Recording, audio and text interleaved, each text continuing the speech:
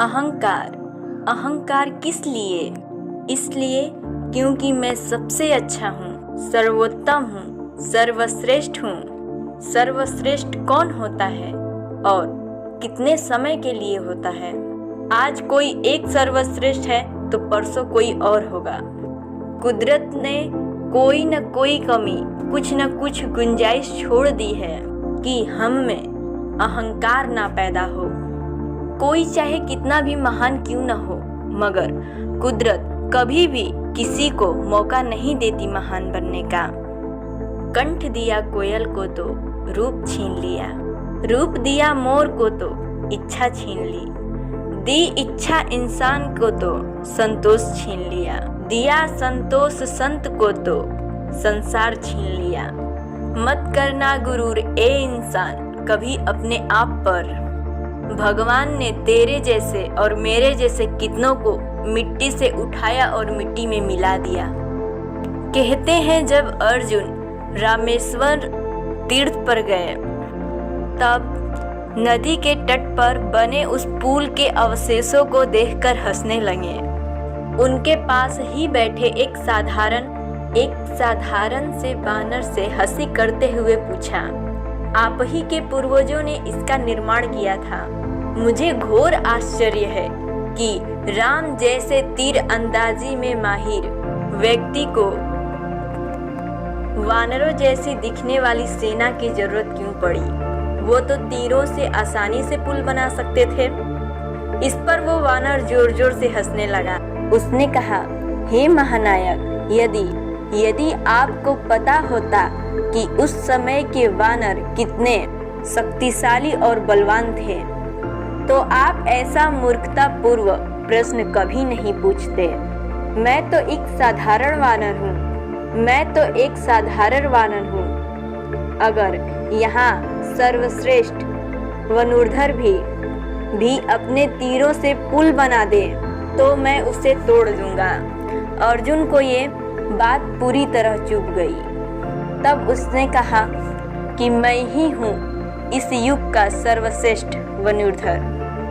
मैं निर्माण करूंगा अपने तीरों से एक पुल का, उसे कोई नहीं तोड़ सकता। फिर क्या था, अर्जुन ने निकाला अपनी तरकश से तीर और बना डाला एक पुल। वो नन्हा सा वानर कूदता हुआ आया और छलांग लगाई पुल पर। 2-4 छलांगों में ही वो पुल टूट गया। घोर आश्चर्य की बात थी अर्जुन के लिए। तब अर्जुन ने कहा कि मैं फिर से पुल का निर्माण करूंगा। अगर इस बार पुल टूटा तो मैं चिता में कूद जाऊंगा। अर्जुन ने फिर एक बार असंख्य तीरों से एक मजबूत पुल बनाया, मगर फिर इस बार परिणाम वही निकला।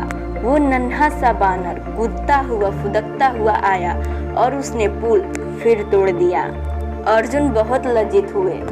उन्होंने चिता जलाई और उसमें चलने के लिए आगे बढ़ पड़े।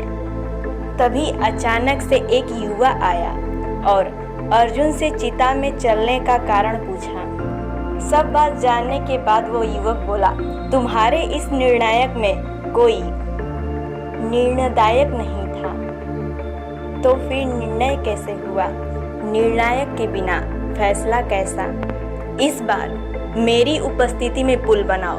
अर्जुन ने फिर से असंख्य तीरों से एक मजबूत पुल का निर्माण किया। तीसरी बार वानर फिर फुदकता हुआ आया। घोर आश्चर्य, पुल इस बार नहीं टूटा। पुल टस से मस नहीं हुआ। वानर जोर जोर से अपने पैरों से प्रहार करने लगा, पर पुल का कुछ नहीं बिगड़ा। तब उस वानर ने क्रोधित होकर शक्तिशाली रूप धारण करना शुरू किया। वास्तव में वो वानर कोई आम वानर नहीं थे। वो वास्तव में श्री राम के भक्त हनुमान थे। अर्जुन समझ गए कि वो वानर कौन थे और ये भी समझ गए कि निर्णय करने वाला वो बालक कौन था। कोई और नहीं, स्वयं भगवान विष्णु थे। हनुमान भी ये सब समझ गए। अब अर्जुन का अहंकार चूर चूर हो गया। हनुमान जी को अपने व्यवहार पर भी खेद हुआ। अहंकार को तो नष्ट होना ही होता है। या तो अहंकार चूर चूर हो जाता है या तो हमें वो दीमक की तरह खा जाता है। और जब हम ही नहीं तो अहंकार किस बात का। कितनी प्यारी बात कही है किसी ने, अहंकार में 3 गए, धन, वैभव और वंश।